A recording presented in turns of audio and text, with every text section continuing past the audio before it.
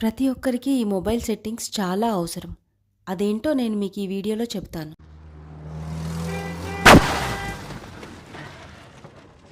Friends, ఇలా accident ఎవరికైనా జరగొచ్చు.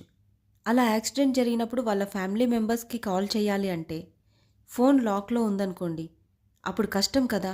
So ఇటువంటి పరిస్థితి మనకు కూడా ఎదురయ్యే అవకాశాలున్నాయి కాబట్టి ఎప్పుడైనా సరే ఎమర్జెన్సీ కాంటాక్ట్ సెట్ చేసుకొని పెట్టుకోవాలి. దానికోసమని సెట్టింగ్స్లోకి వెళ్ళి ఎమర్జెన్సీ కాంటాక్ట్స్ని సెట్ చేస్తే మనకి ఈ విధంగా వస్తుంది. ఇక్కడ ఎమర్జెన్సీ కాంటాక్ట్స్లో మనకి ఎవరి నెంబర్ అయితే కావాలో వాళ్ళ నెంబర్ యాడ్ చేసుకోవాలి.